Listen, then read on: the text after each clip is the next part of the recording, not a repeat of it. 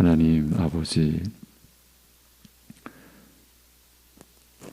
결코 있을 수 없는, 일어날 수 없는 일이 우리 안에, 우리에게 일어나도록 하여 주신 은혜를 오늘 새벽에도 기억하고 그저 감사함으로 하나님께 나아갑니다. 우리 같은 죄인들이 하나님께 나아갈 수 있도록 하여 주셨사오니 성령께서 우리 안에 임하셔서 아버지 하나님의 창세전부터의 우리를 향하신 뜻을 일깨워 주시고 우리 주 예수 그리스도를 알도록, 믿도록, 의지하도록 하여 주심을 감사합니다. 예배를 안다고 하지만 여전히 모르고 있던 저희들에게 가르쳐 주옵시고 우리가 예배를 드리며 하나님 앞에 나오는 것이 얼마나 놀라운, 얼마나 우리에게 복된 일인지, 얼마나 특별한 일인지 다시금 바로 깨닫고 온전히 알고 이 예배를 사랑하고 감사히 여기며 하나님 앞에 나아오는 우리들로 삼아주시고 인도하여 주옵소서. 예수님의 이름으로 기도합니다. 아멘.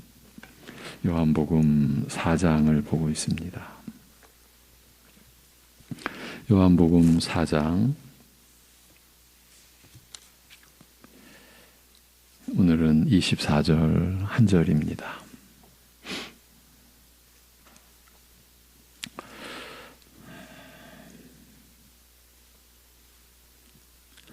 요한복음 4장 24절 한 절입니다.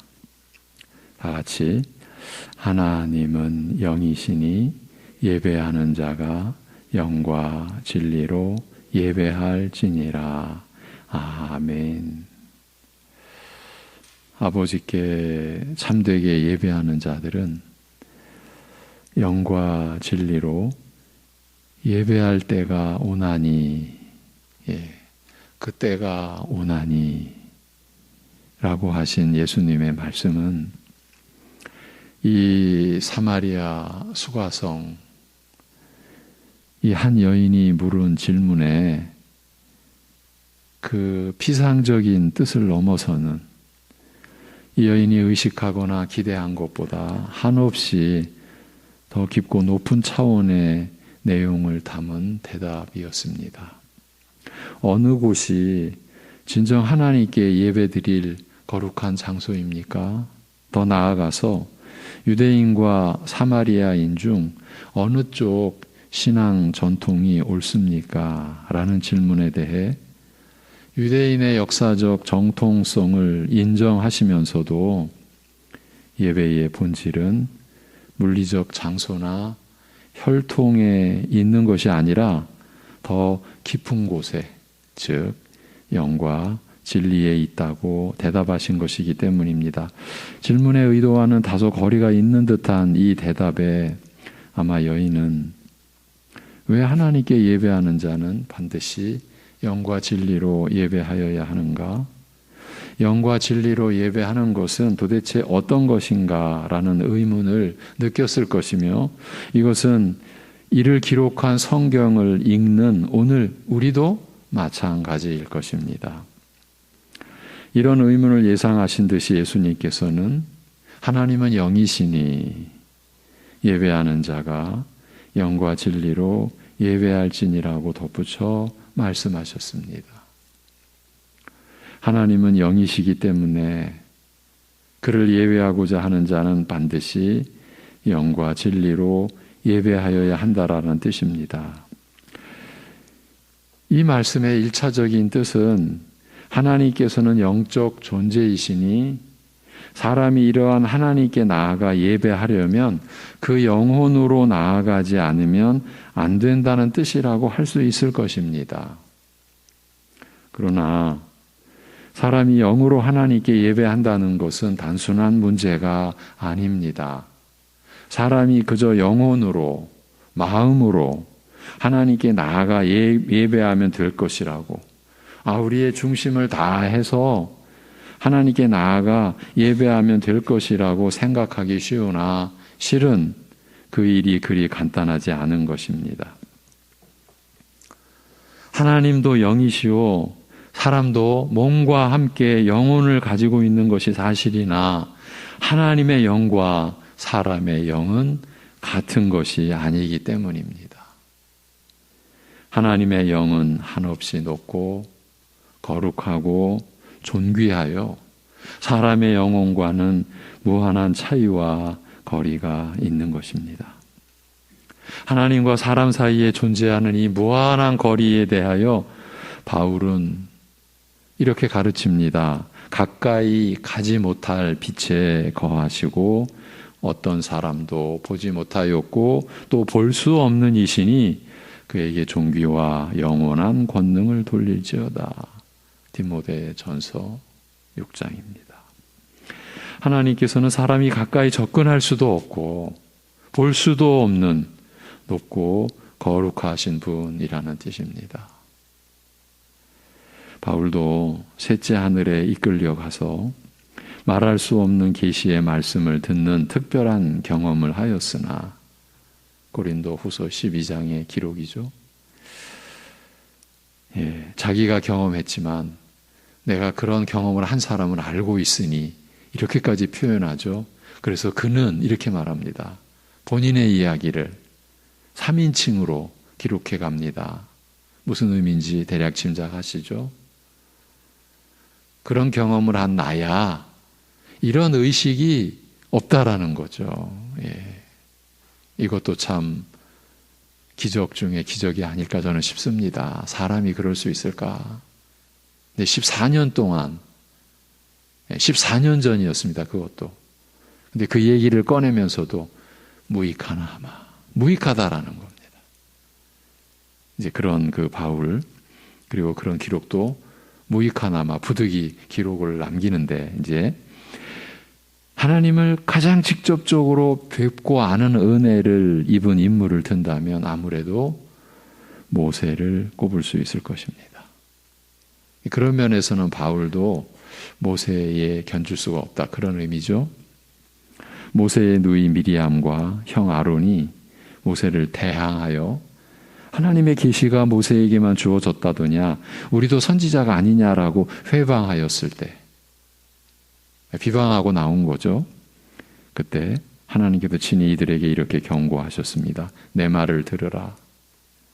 너희 중에 선지자가 있으면 나 여호와가 이상으로 나를 그에게 알리기도 하고 꿈으로 그와 말하기도 하거니와 내 종 모세와는 그렇지 아니하니 그는 나의 온 집에 충성됨이라. 그와는 내가 대면하여 명백히 말하고 은밀한 말로 아니하며 그는 또 여호와의 형상을 보겠거늘 너희가 어찌하여 내 종 모세 비방하기를 두려워 아니하느냐. 민수기 22장의 내용입니다. 하나님께서는 자기를 계시하여 알리신 선지자들 중에서도 모세는 독특한 위치에 있음을 알리시되 그와는 내가 대면하여 명백히 말하고 그는 여호와의 형상을 보았다고 하셨습니다. 하나님께서 모세와는 얼굴과 얼굴을 대면하여 직접적으로 말씀하셨고 애매모호하게 알리신 것이 아니라 명백하게 알리셨으며 더욱 그로 하여금 하나님의 형상을 보게 하셨다는 뜻입니다. 모세는 하나님께 가장 가까이 나아가 직접적으로 경험한 인물이라고 알리신 것입니다. 그리하여 모세는 장차 이스라엘에게 나타날 모든 선지자들에 대하여 이르기를 나와 같은 선지자를 일으키시리라고 함으로써 하나님께서 모세 그를 선지자의 전형으로 삼으신 사실을 알리고 있으며 모세가 기록하여 남긴 율법은 이후 모든 선지자들을 통하여 주신 그 계시의 근간과 토대가 되었습니다. 모세는 참으로 선지자 중에 선지자였던 것입니다. 그런데 하나님께서 모세의 독특한 지위에 대하여 알리신 말씀 중 하나님의 형상을 보게 하였다는 말씀은 우리가 주의를 기울여야 합니다. 좀 더 주의 깊게 살펴볼 필요가 있습니다. 참 이런 구절이 성경에 한두 곳이 아니죠. 이거 잘못 보면 큰일 납니다. 이 말씀은 하나님께서 모세를 부르실 때 불타는 떨기나무로부터 지금 불이 타고 있는데 나무는 그대로였죠.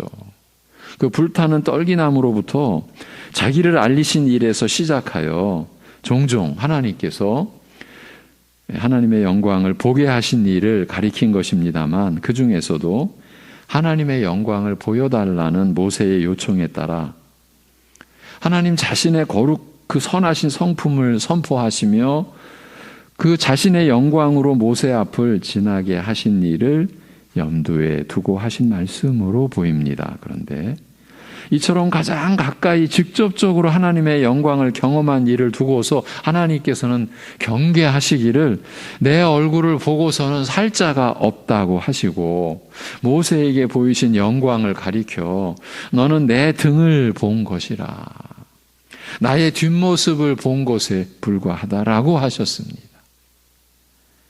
인간으로서는 하나님께 직접 나아가 하나님의 신적 본질을 있는 그대로 보고 경험하는 것은 불가능하다라는 뜻이요. 만일 하나님께서 그 신적 본질을 그대로 드러내실진데 인간으로서는 도저히 감당하지 못하고 죽을 수밖에 없다는 뜻입니다. 따라서 사람이 참으로 하나님께 나아가 예배하고자 할진데 이 하나님과 사람 사이에 절대적인 거리와 이 차이를 극복하게 하시는 성령님의 도우심이 반드시 필요한 것입니다. 영으로 예배하여야 한다는 말씀에는 이런 뜻이 포함되어 있는 것입니다. 하나님과 창조주와 사람, 피조물 사이에 이 절대적인 거리와 차이를 여러분 우리가 무슨 수로 극복해낼 수 있겠습니까? 그 거리를 극복하게 하시는 그 차이를 극복하게 하시는 성령님의 도우심이 반드시 필요한 그래서 영으로 예배하여야 한다라는 말씀에 이런 뜻이 들어있는 거죠. 진리로 예배하여야 한다는 뜻도 이해 못지않게 깊습니다. 하나님을 예배하려면 하나님이 어떤 분이신지 알아야 예배할 수 있을 것입니다. 내가 예배드리는 분이 누구이신지 어떤 분이신지 알지 못하고 예배한다는 것은 있을 수도 없는 일 아니겠습니까? 누구신지도 모르는데 예배한다? 이제 그것을 우리는 미신이라 그렇게 우리가 말하죠. 인격적 대상이 없는 거예요. 우리 예전에 토속신앙 그렇게 말들 하죠. 이 새벽에 정한수 떠놓고 비는 거죠.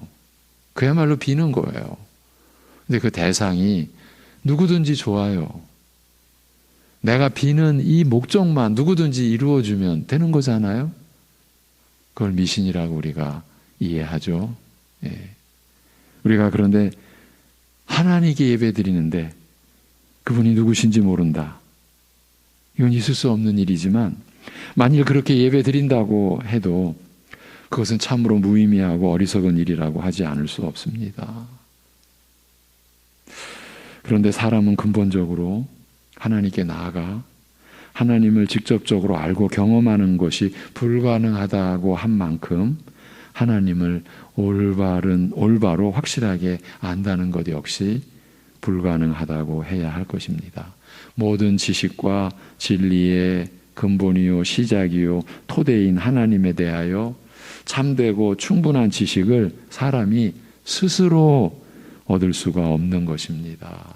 따라서 하나님에 대한 참된 지식 곧 진리는 밖에서부터 그러니까 우리가 아닌 다른 근원으로부터 먼저 우리에게 알려져야 우리 스스로 얻을 수 없는 것이니까 밖에서부터 우리에게 알려져야 하며 그럴 때만 진정한 예배가 가능한 것입니다. 이처럼 계시로 알려진 진리를 따라 하나님을 예배하여야 진정한 예배가 될 수 있는 것입니다. 우리 일반적으로 계시라는 말 안 쓰죠. 안 쓸 수밖에 없는 거예요. 이 계시라는 말은 창조주가 피조물에게 자신을 알려 드러내는 그 행위, 그와 관련된 모든 행위를 계시라. 그래서 일반 계시라고 하면 하나님이 지으신 이 모든 피조 세계가 하나님의 그 능력과 신성이 그 안에 담겨 있었는데 우리는 지금 못 보는 거죠. 왜? 죄로 말미암아 타락하여 무능력해졌기 때문에. 계시죠? 자신을 알려주시는 거죠. 그런데 이제 특별 계시로서 우리에게 하나님이 성경을 주셨죠. 그리고 특별 계시의 그 본체는 예수 그리스도이시라. 우리는 그렇게 이해를 하는 거죠.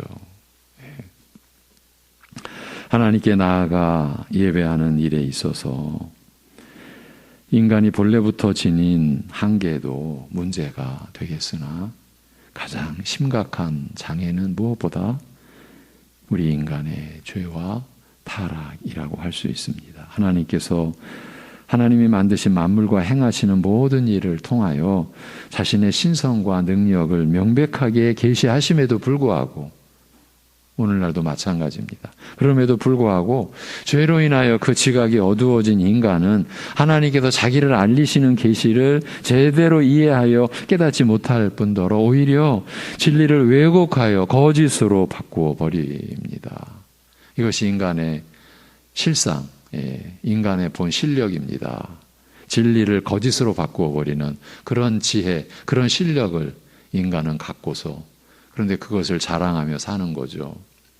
스스로 하나님을 섬긴다고 생각하나 실제로는 우상, 곧 왜곡되고 변질된 하나님이요 거짓된 하나님을 섬기는 것입니다. 더욱이 인간의 무지와 더러운 욕망과 악독한 마음에 대하여 진노하시는 그 하나님 앞에 사람이 스스로 나아가는 것은 원천적으로 차단되어 있다고 할 수 있습니다. 따라서 가장 시급한 문제는 하나님으로 하여금 진노하게 하시는 우리의 죄이며 우선 이것이 해결되어야 사람은 하나님 앞에 나아갈 수가 있는 것입니다.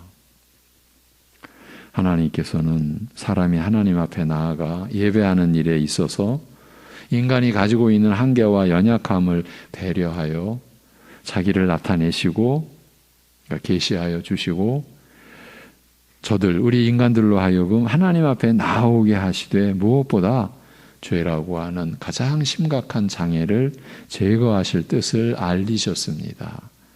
눈으로 보고 귀로 듣고 손으로 만져 존재를 확인하는 인간의 그 한계를 배려하여 자신의 존재와 임재를 알리시되 눈에 보이는 구름과 불기둥 또 불과 연기 모양으로 귀로 들을 수 있는 음성과 뇌성으로 자기를 나타내 보이셨습니다. 또한 선지자들을 통하여 계시하신 그 말씀을 기록하여 남김으로써 후대의 모든 사람들이 그 말씀을 들을 수 있게 하셨습니다. 무엇보다 죄인에 대하여 진노하시면서도 그를 불쌍히 여기사 용서하시고 진노를 거두시며 오히려 축복과 은혜를 베푸실 뜻을 알리시되 이 땅에 속한 것들로 즉 짐승을 잡아드리는 제사나 이게 다 속죄 제사인 거죠. 화목 제사도 있고 잡아드리는 제사나 곡식과 기름과 포도주로 드리는 제사 등을 통하여 죄인에 대한 하나님의 이러한 자비와 긍휼과 사랑을 증거하셨습니다. 그러나 이것은 하나님의 사랑과 은혜를 간접적으로 증거한 표에 불과하였고 실체는 아니었습니다. 그림자가 실체는 아니지 않습니까? 마치 모세가 본 하나님의 영광이 하나님의 얼굴을 즉 그의 그 모습을 정면에서 제대로 본 것이 아니라 그러니까 하나님의 얼굴을 본 것이 아니라 그의 등 곧 뒷모습을 보듯이 어림짐작으로 희미하게 보았을 뿐인 것처럼 장래에 올 실체를 멀리서 희미하게 내다보고 증거한 것에 불과하였습니다. 모든 제사와 관련된 제도가 결국은 오실 메시아 그리스도를 멀리서 희미하게 내다보고 증거한 것 아니었습니까? 비록 구약 성도들도 이처럼 간접적으로 보이시고 증거하신 진리를 따라 영으로 하나님을 예배한 것이 사실이나 어디까지나 실체가 아닌 그림자로서 오직 장래에 나타날 그 실체를 미리 증거하는 예표와 예언을 따라서 드리는 예배의 한계를 가지고 있었습니다. 하나님께서는 그런데 마지막 날 그 아들을 이 땅에 보내심으로써 사람이 하나님께 나아가 예배하는 일에 있어서 인간이 지닌 이런 모든 한계와 연약함, 또 제약, 그리고 장애까지도 다 제거해 버리셨습니다. 우선 진리이신 그리스도 안에서 하나님의 참 모습을 알리셨습니다. 만물과 그 역사가 우회적으로 하나님에 대하여 증거하시는 계시는 지금도 변함없이 존재하나 부패한 인간은 그 계시를 깨닫지 못하며, 그래서 로마서 1장에 보면은요, 어느 누구도 핑계치 못하리라는 정말 두려운 말씀이 기록되어져 있어요. 아니, 하나님 보여주시지도 않고 너희들 나를 몰랐다라고 하시면 됩니까? 우리 인간의 간악함은 이렇게까지 나갈 수 있죠. 그런데 못 박듯이 기록해 놨습니다. 내가 다 보여줬다. 창세 이래 너희들은 핑계치 못하리라. 그렇게 만물과 역사가 우회적으로 하나님에 대하여 증거하시는 계시는 지금도 변함없이 존재하나 부패한 인간은 그 계시를 깨닫지 못하며, 모세는 얼굴을 대면하여 하나님과 더불어 말씀하며 그 형상을 보았으나 어디까지나 그 뒷모습을, 그것도 어림짐작으로 본 곳에 불과하였습니다. 만물이 하나님에 대하여 증거하는 증거나 수많은 선지자들이 하나님으로부터 받아 기록해 놓은 구약의 계시는 하나님께서 이처럼 아들 안에서 자기를 나타내신 계시와 비교가 될 수 없습니다. 아들을 통하여 보이신 계시는 옛것을 뛰어넘는 탁월한 계시였습니다. 분명 모세나 많은 선지자들이 하나님을 뵌 것이, 그의 영광을 보고 경험한 것이 사실이나 아들을 통하여 나타내신 계시에 비하면 마치 지금까지 하나님은 전혀 알려지지 않으셨다고 할 만하다 하여 요한은 증거하기를 본래 하나님을 본 사람이 없다라고 단언하고 있습니다. 요한복음 1장 18절입니다. 아무도 본 사람이 없다. 아들을 통하여 자기를 나타내신 그 계시는 모든 계시 위에 뛰어나 그것들을 다 무색하게 함으로 지금까지의 모든 계시는 그 앞에 빛을 잃고 마치 없었던 것이나 마찬가지라는 뜻에서 오직 아버지 품속에 있는 독생하신 하나님이 나타내셨느니라고 선언하는 것입니다. 다 요한복음 1장입니다. 성자 하나님께서 사람이 되어 나타내신 아버지의 모습은 완전한 것이어서 지금까지의 모든 계시는 마치 존재하지도 않았던 것처럼 그 계시 앞에서 빛을 잃게 된다는 뜻입니다. 이런 뜻에서 바울은 이르기를 그리스도는 하나님의 형상이라고 하면서 어두운 데에 빛이 비치라 말씀하셨던 그 하나님께서 예수 그리스도의 얼굴에 있는 하나님의 영광을 아는 빛을 우리 마음에 비추셨느니라고 고린도후서 4장에서 말하고 있습니다. 또한 그는 보이지 아니하시는 하나님의 형상이시요 모든 피조물보다 먼저 나신 이시니 골로새서 1장에서 이렇게 말합니다. 아버지로부터 나신 자이시되 모든 피조물보다 먼저 나셨다는 것이 무슨 뜻일까요?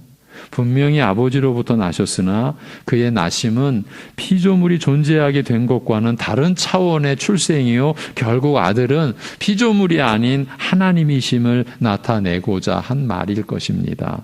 아버지로부터 영원히 나시는 성자 하나님께서 보이지 아니하시는 하나님, 사람으로서는 직접 볼 수도 경험할 수도 알 수도 없는 하나님을 나타내 보이신 것입니다. 하나님을 나타내 보이시되 사람이 볼 수 없는 하나님으로서가 아니라 하나님이신 그가 친히 사람이 되셔서 우리가 보고 듣고 접촉하며 경험할 수 있는 방식으로 하나님을 나타내셨다는 뜻입니다. 요한일서 1장 1절이 이렇게 시작이 되죠.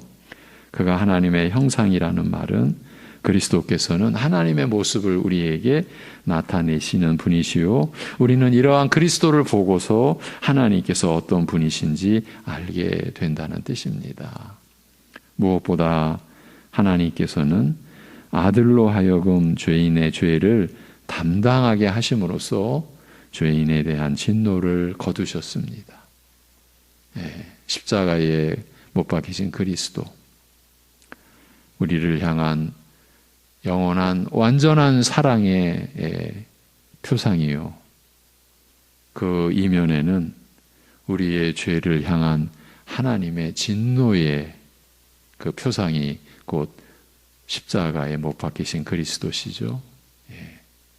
그 아들로 인하여 하나님께서는 죄인에 대한 진노를 거두신 거예요.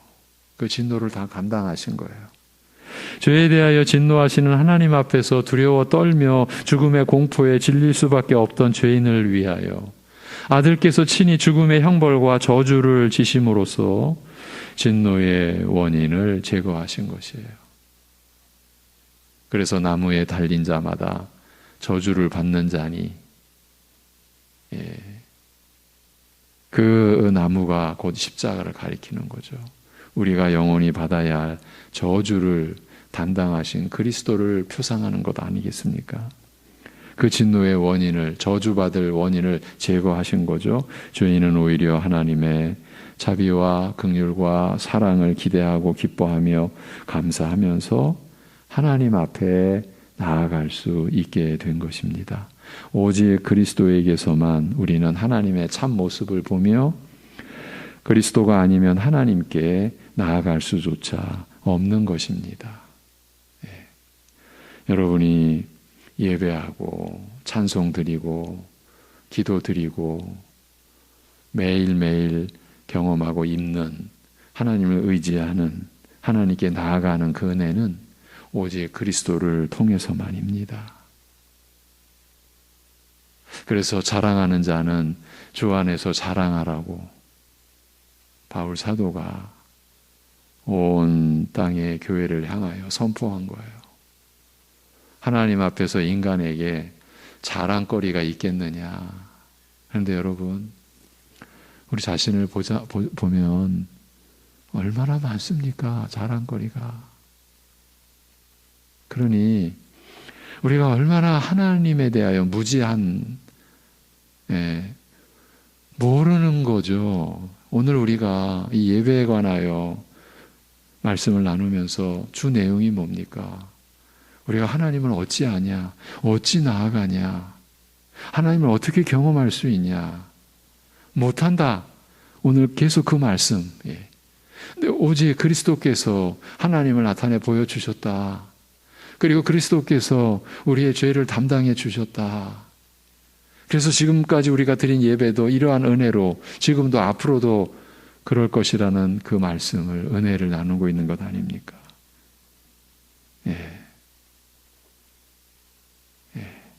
하나님께서는 범죄한 인간에 대하여 진노하사 저를 무지와 더러움과 악함에 버려두시니 사람은 하나님을 금수와 버러지 형상으로 전락시켜 욕되게 하며, 하나님을 이렇게 전락시킨 거예요. 우리 인간이. 그래서 욕되게 하며 선하고 정결한 하나님의 뜻을 버리고 더러운 것을 좋아하며 하나님을 인정하기를 싫어하고 자기의 악한 뜻을 고집하며 서로 미워하고 해치며 고통스럽게 살게 되었습니다. 로마서 1장 18절 이후부터의 인간의 전적 타락에 대한 진술 속에 나와 있는 내용입니다. 이런 인간의 마음을, 이렇게 부패하고 악한 마음을 하나님을 예배하며 섬기려는 생각은 고사하고 하나님께 나아가려는 생각조차 없는 인간의 마음을 누가 돌려놓겠습니까? 자기 스스로 돌이키겠습니까? 아니면 어떤 대단한 지혜자나 훌륭한 인격자가 설득하여 돌려놓겠습니까? 이 죄로 부패한 인간의 이런 마음을 오직 성령께서 돌이키시며 그리스도께서 우리 안에 거하게 하신 성령께서만 우리를 지속적으로 감화하여 하나님을 사랑하고 섬기게 하실 수 있는 것입니다. 그래서 특별히 로마서 8장에서는 우리가 빚진 자라는 또 고백이 나오는데, 거기서는 성령께 빚진 자라는 우리의 고백을 바울 사도가 대표로 하고 있는 거죠. 예수님께서 다시 한번 말씀을 드립니다. 죄로 부패한 인간의 우리의 이런 마음을 오직 성령께서 돌이켜 주시고 그리스도께서 우리 안에 거하게 하신 성령께서만 우리를 지속적으로 감화하여 하나님을 사랑하고 섬기게 하실 수 있는 것입니다. 예수님께서 너희는 영과 진리로 예배하여야 하리라고 하신 말씀의 참뜻이 바로 이것입니다. 이런 은혜를 담고 있는 말씀입니다. 하나님께서 어떤 분이신지, 하나님의 거룩한 성품과 죄인을 사랑하시는 그 지극한 사랑을 참되게 나타내시는 그리스도, 그리고 진리이신 그리스도를 우리에게 알려 깨닫게 하시며 믿게 하시며 죄로부터 해방과 참 생명을 우리에게서 실현하시는 성령님으로서만 우리는 진정 하나님께 나아가 하나님을 섬기며 예배할 수 있는 것입니다.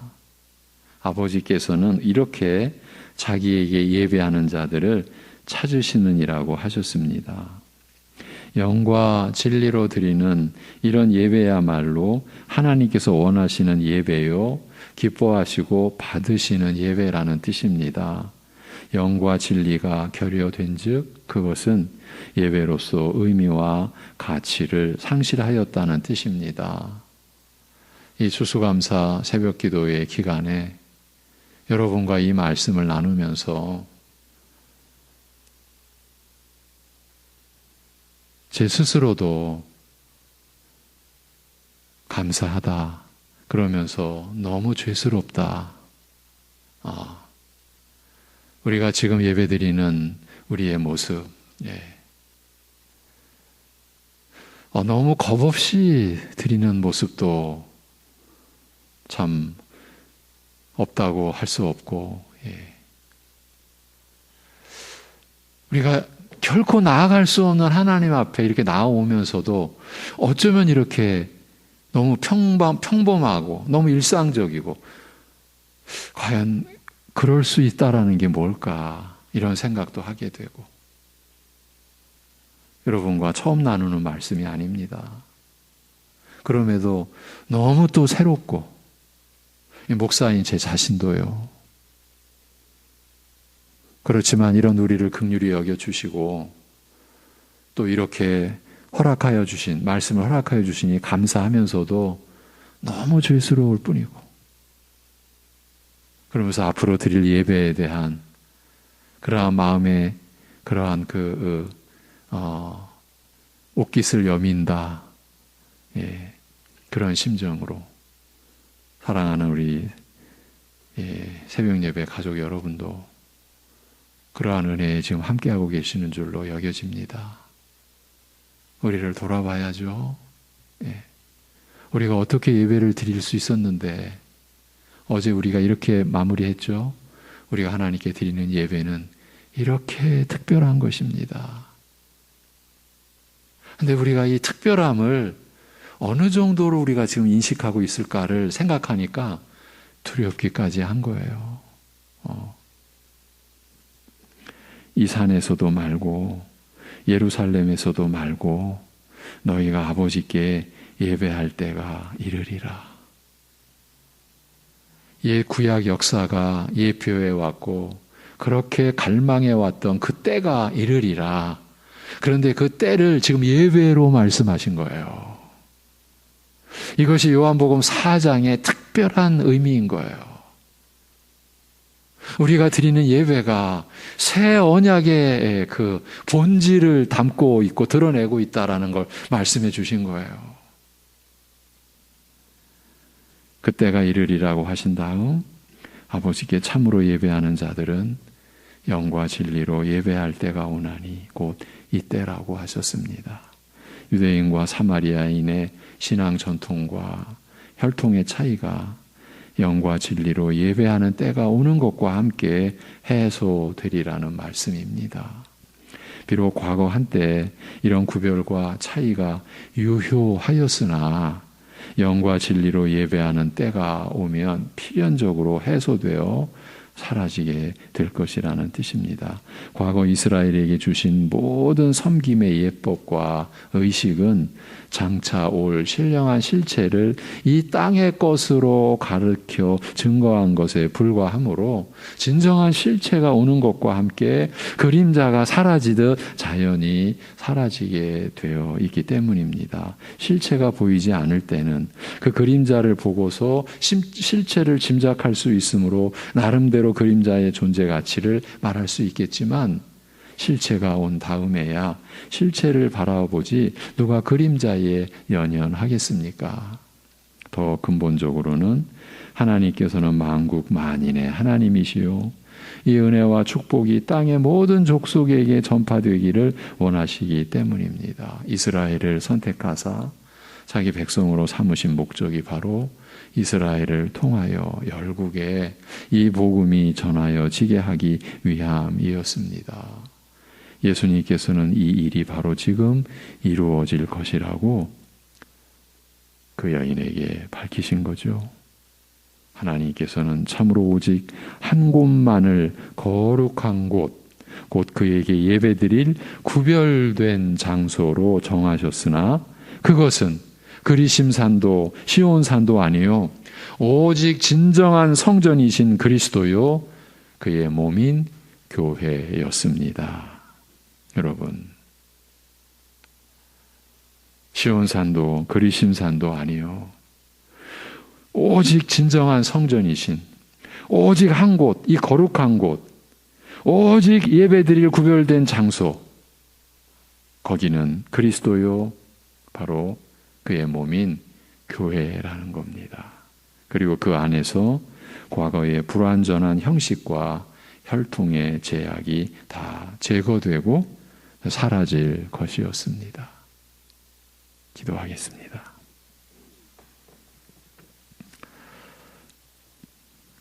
하나님 아버지, 모든 불완전함과 재앙과 제약과 연약함, 이 모든 것을 다 제거해 주시고 우리에게 진정한 성전이신 그리스도, 또 머리 대신 교회의 머리 대신 그리스도의 몸된 교회로 교회 안에서 그리스도 안에서 성령님으로 하나님 앞에 나아감을 이루셔 주시고 허락해 주시고 이끌어 주심을 감사합니다.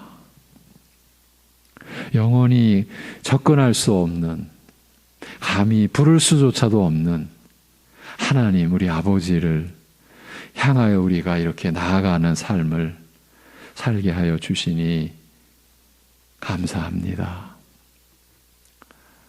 이렇게 특별한 예배를 드리게 된 우리에게 주어진 하루하루가 그래서 날마다